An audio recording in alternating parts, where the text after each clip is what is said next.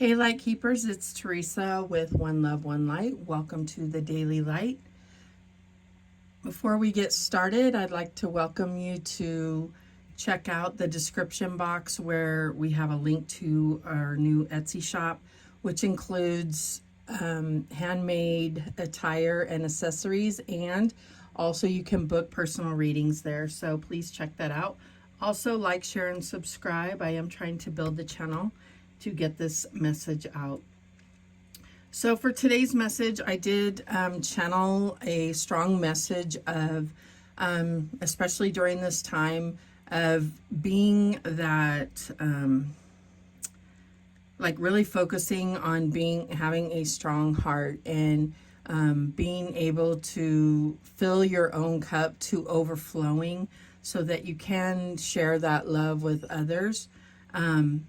But it's like really making sure that you have a strong heart so that your heart doesn't break during these times, and that you can hold a lot of love to share with others. So that's the message that came through. It may or may not reflect in this message. Let's see. Let's see what comes out. Holy Spirit, what message do you have today for the Daily Light? What message do you have for the Daily Light?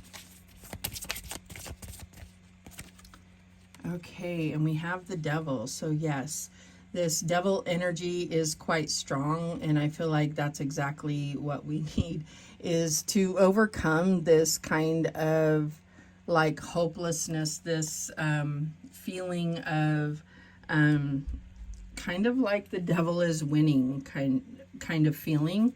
It's like the only thing that the devil has no power over is love, period. The devil can win at everything except love. So love is the true power that we have over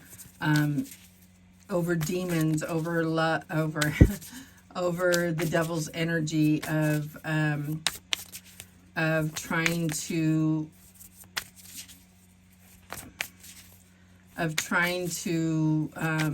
feed on fear, on destruction, on everything else that seems to be going wrong in the world. Love is the only thing that defeats that.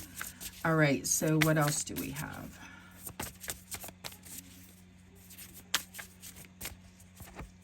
And we have the moth. So the moth is definitely something that is drawn to light. There's something hesitant about the moth, though.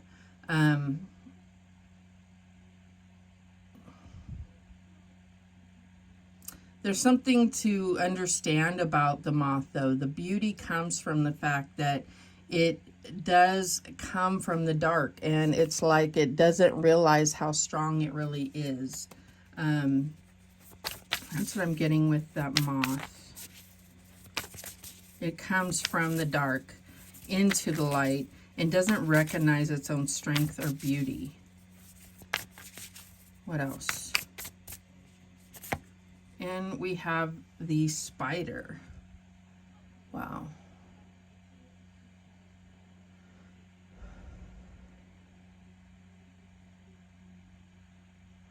So what I'm getting with that is like our true abundance is really comes through our connection with others. Our connections is going to be our kind of new currency, is connecting with others. That's what I'm getting here. That's going to become more valuable than anything else, is the way that we connect with others. The way that we, it's not about the more people we know, but it's about the quality or the way that we connect with others, like the deep connections that we have, the valuable connections that we have, cherishing the connections that we do have. That's where we're going to find beauty and fulfillment in life. That's what I'm getting from that card. All right, what else do we have? And we have the full moon, surrender to the divine. So there's well, in everything really, but when it comes down to it, it's like I feel like there's a lot of things where we try so hard to work out for ourselves, and when it comes down to it, the divine is always going to know the best way. They're always going to be able to do it better. And I feel like we try to think that we have control and that we know how to do things better, and it's like when we just surrender and let God do things the way that the divine knows how to do it, that's when things actually go the way that they're supposed to go, and they just turn out the way that they're supposed to turn out.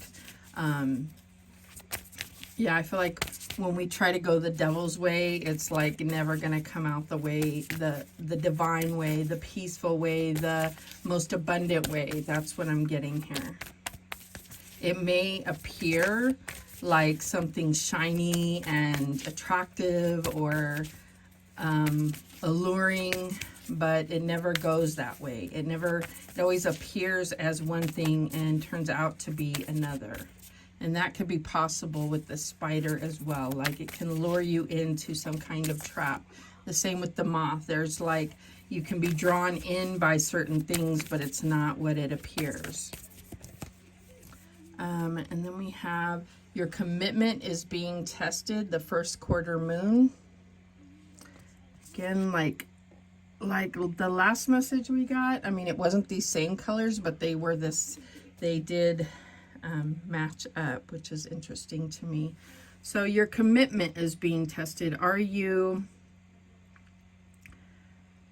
commitment, this could be your contract that you're in. This could be your commitment to yourself. This could be your commitment to your own goals. This could be a romantic commitment, anything where you have declared that you are committed to something. This could even be your commitment to God. Whatever it is, I feel like this is like it will resonate the way that it's supposed to.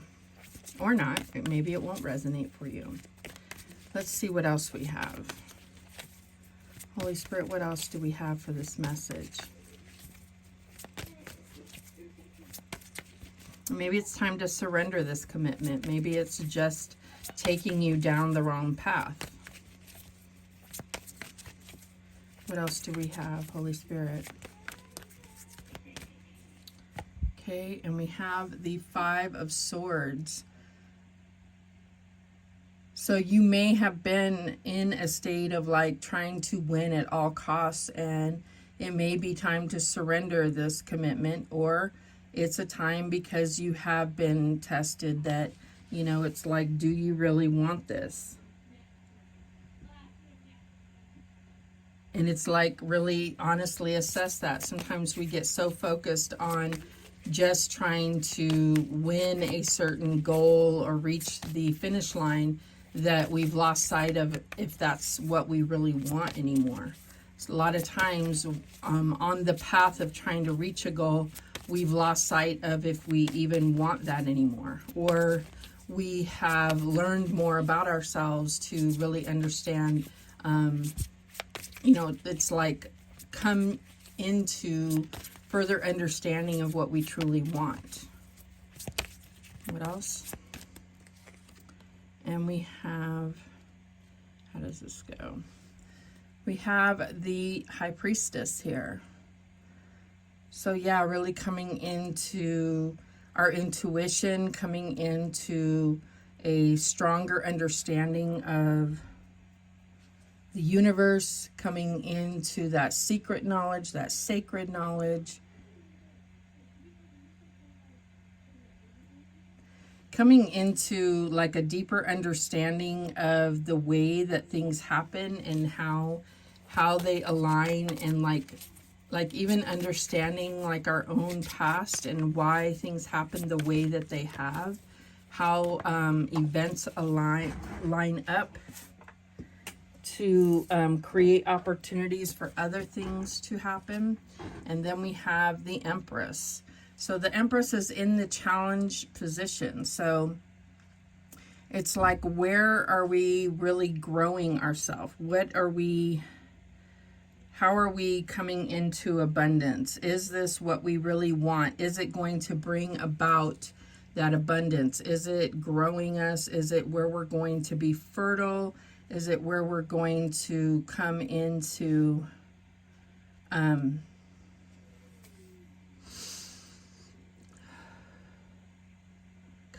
just getting like, where are we going to come into our true self, into our true feminine self, our growth, are we being supported? Are we coming into where we are in true alignment with what we're trying to manifest? What is the advice from Spirit here? And we have the Seven of Cups. So yeah, are we seeing things the way that they are truly? Or is there some kind of illusion here? Because like with the spider and the moth, we could be under a state of illusion or being pulled into a trap is what I'm getting here. So that's where this so it's really, it may turn out to be, but the message that I was channeling was totally separate, seems to be totally separate from what this message is. So we may be being pulled into a completely different, like almost a trap of something. And it's like the devil seems to know what will pique our interest, what will, what's the word? God, what's that word? What will,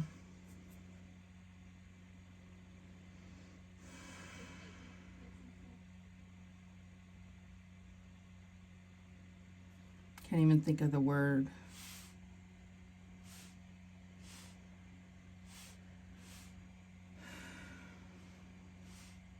The devil seems to know what will, I mean, it's trick us, but what will,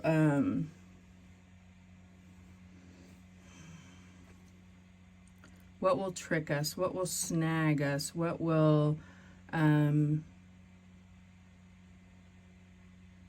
lure us? What will, God, I can't even think of the word.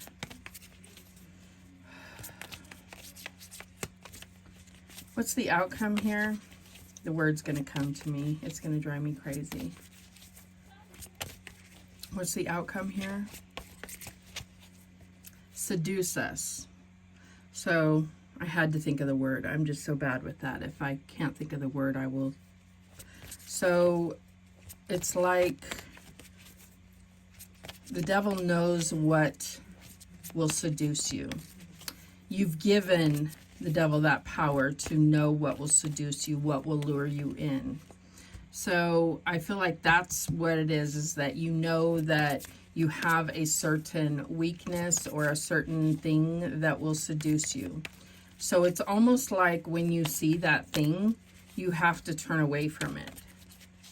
That is your nemesis in a sense. That's what I'm getting here. What is the outcome? And we have the Ace of Swords.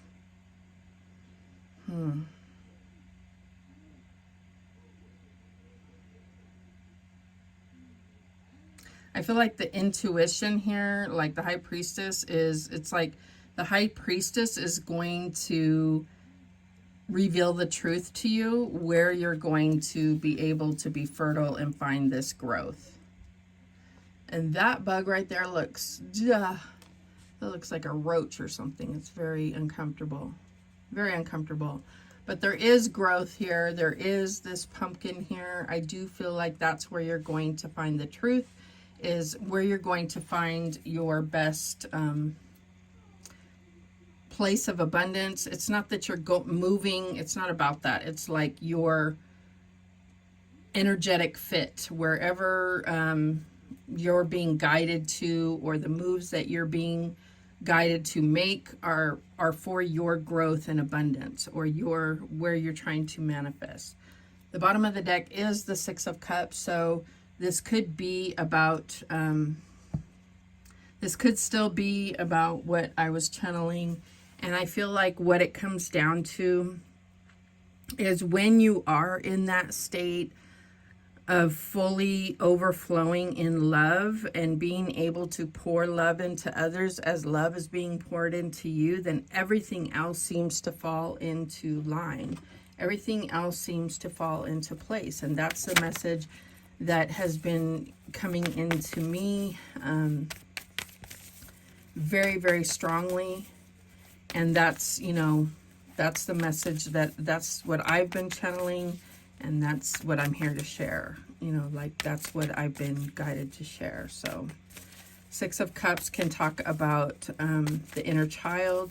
This can be talking about a gift from God. This can be talking about soulmates. So overall, this is talking about what God is giving you, what God means for you, which can be a soulmate. A gift from God can be a child, can be those beautiful memories of love from the past, right? All right, let's clarify. Show me this Five of Swords. Okay, that came out right away. And we have the Five of Wands. So essentially the same thing. It's like being flipped around and thrown off your game because of other energies. Interference energies is what I'm getting here. Show me this High Priestess. What is the High Priestess about here?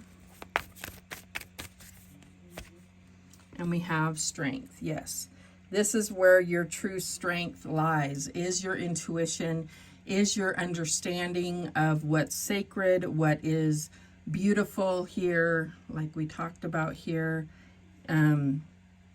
Your intuition, understanding what is sacred, what is the true key, and that is, and what I'm being channeled is the true key here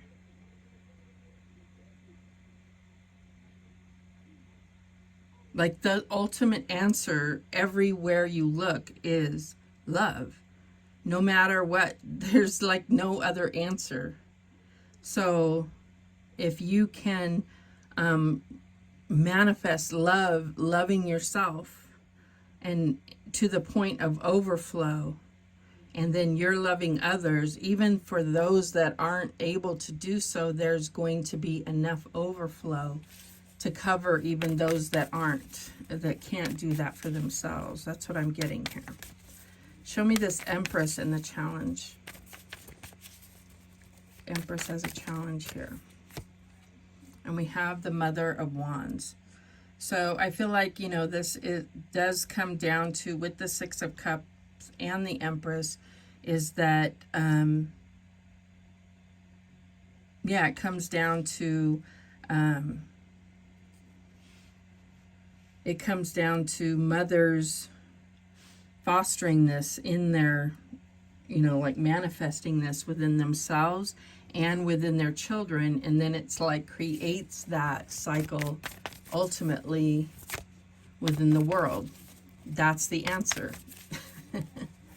But in your personal life, this is what needs to happen, or this is what the goal needs to be. That's what I'm getting here. Show me the Seven of Cups. And we have the Seven of Pentacles. So it's kind of the same scenario here. It's like this is where you're investing in yourself. You're investing in building within yourself, and then that's going to spill over into others and ultimately into the world. Show me this Ace of Swords. And we have the Mother of Cups. Yes. So it's where you take ultimate intuition, ultimate understanding of emotional security, emotional love, and that's going to carry over into manifestation. And I think that that's where I think a lot of people have become disconnected.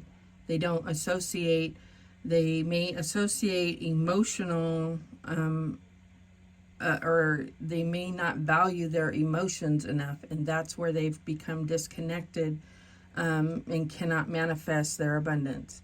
Being like really valuing your emotions. Get some Pisces in your life. I'm Pisces. I'm just saying, you know, and if you're drawn to this message, that is why, is because you are missing that component in your life or need it to be revived. That's all I'm saying. All right, at the bottom of the deck, we have the Father of Pentacles. So yeah, that's what I'm saying, that the ending here was the Mother of Cups. And so it's like saying the key is getting in touch with that emotional love part of yourself to the point of overflowing. That's your key to abundance. That is the key. At least that's what I feel is the message here. All right, let's get some archetype cards and see if there's any other messages for the daily light. Oops. Holy Spirit, any other messages for the daily light?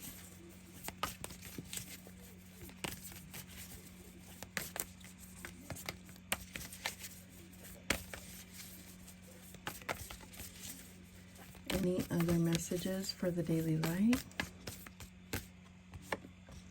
Okay, we have number 7, the Poet. Okay. What else? We have number 40, I think that's 48, the Underworld.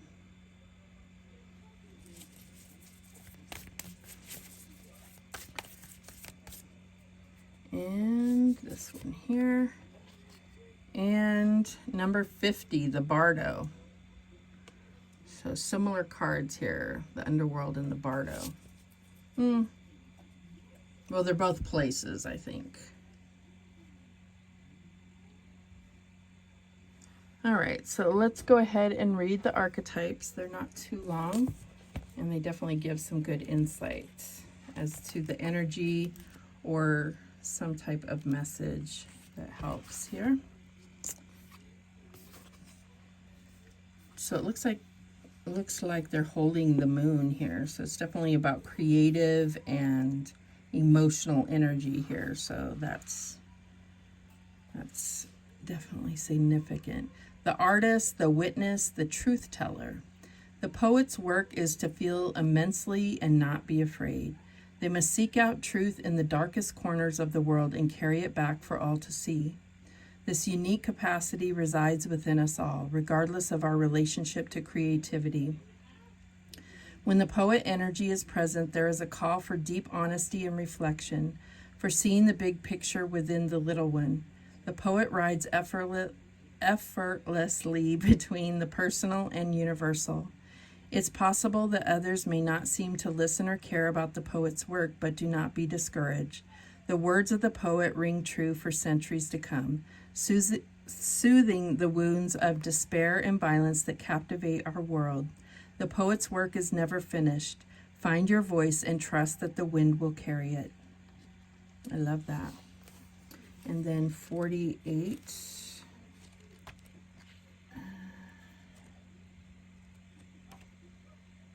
One more. The Underworld. The Nightmare, the Ordeal, the Bottom. This is no time to mince words. The archetypal territory of the underworld is fraught with nightmares, suffering, and pain. It is the darkest shadow realm which we try vigilantly to avoid or deny at any cost. Try as we might, the darkness pulls us into its depths through disturbing dream images, unexpected accidents, illness, war, conflict, and ultimately death.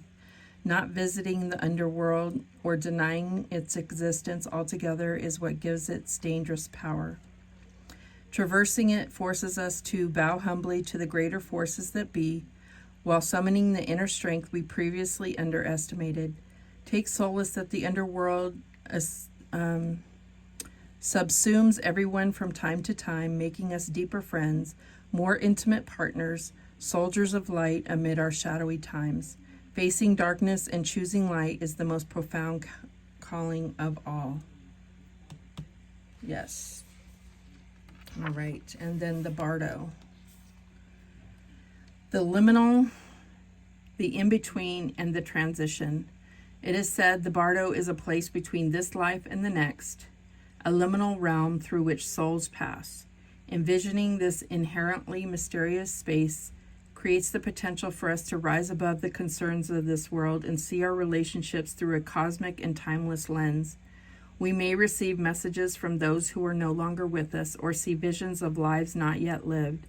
In the Bardo, there is potential to forgive the unforgivable, to say the unsaid, to see the unseen, to love the unloved, to let go of all the things that cause us pain. The Bardo suspends us in its spaciousness for just long enough to open us to higher wisdom. Its energy does not belong to Earth as we know it, but rather to the cosmic network of which we are a single thread. I love that. That's, yeah, I've been there. I've been there. Okay, let's see what else here. Let's get one of these. Holy Spirit, what message do we have here? What message do we have here?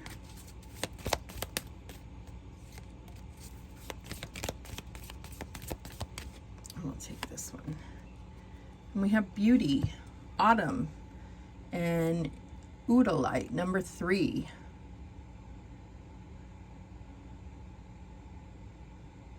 So we did start out when we talked about beauty, about the beauty of the moth, and the beauty of it is that it's come from the darkness and comes into the light. And then the beauty of finding love or the value of connecting with others. That's where value is going to be found. Not so much in money, but in the connections that we make, like networking. I don't know why that's coming into importance here. The bottom of the deck is Retreat, Mountain, Green Calcite, and number 24. So yes, there is a retreat. I feel like it's like resting before taking on a challenge. That's what I'm getting here. All right, let's get one of these here. Well, I'm getting the messages a little bit shorter. I'm not trying to rush through, but I just think that it's flowing a little bit better. What else do we have, Holy Spirit? What else do we have? I'll take this one. Okay. In choosing embodied presence at this moment, I attain clarity, recognize my innate empowerment, and awaken my natural healing energies. It's gorgeous.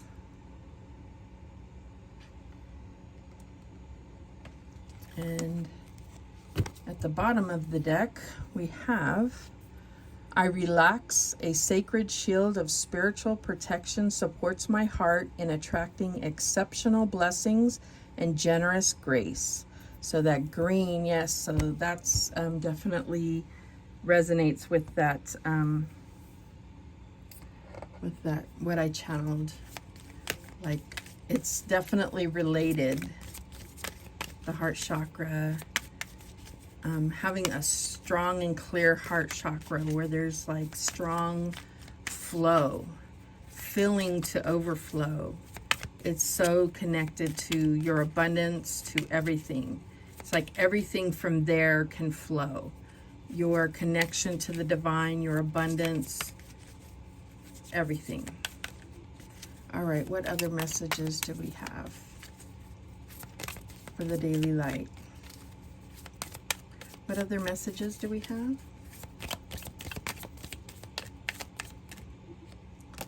Okay, these are sticking out. Let's take these two. The bottom of the deck is Key, Lock and Unlock. So I feel like this is just confirming, yes, that this key, this download that I got about the heart. It is, you know, the key the lock that locks and unlocks, you know, everything, is that flow, that love is the lock and unlock of everything in your life. That's what I'm getting here. All right, let's see here. And we have, yeah, the heart, love and new love. So I feel like wherever you can have authentic love, romantic love, family love, friendship, love, pets, just love about everything, where you can replace fear with love, where you can replace judgment with love, you're going to just see everything start to change for the better in your life. Where you can replace anger with love anywhere, you're going to see big transformation in your life. We have horse, freedom, and action. So there may be some type of travel happening in your life. I'm also getting like, I don't know, I'm just getting a strong sense of like being able to cut ties or cut cords, maybe by even forgiving someone or forgiving yourself for something that has happened in the past. It's really going to give you a sense of freedom. We have pearl, hidden gem. So I feel like there's something that,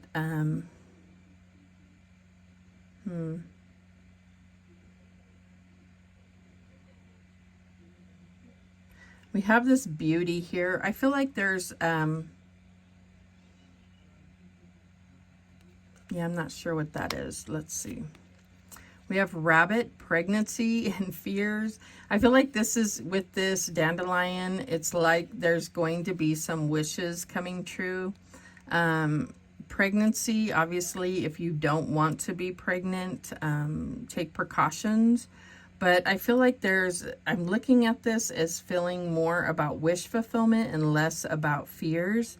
Overcoming fears, like I said, anytime you can replace fear with love, you're going to really see,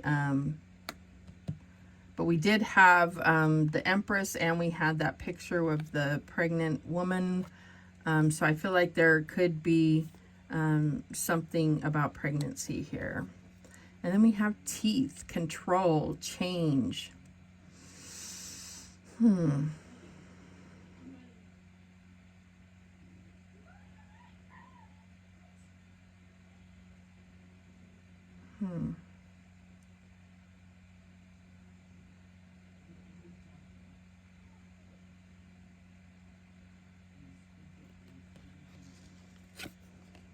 don't know, I'm just getting something about a smile here, like pearly whites.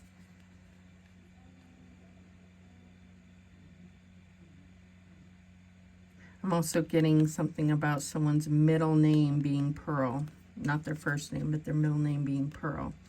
Anyhow, those are the messages that came through for you. Thank you so much for watching. I do appreciate it. Please, please, please subscribe. And remember, the universe has your back, and so do I. Take care.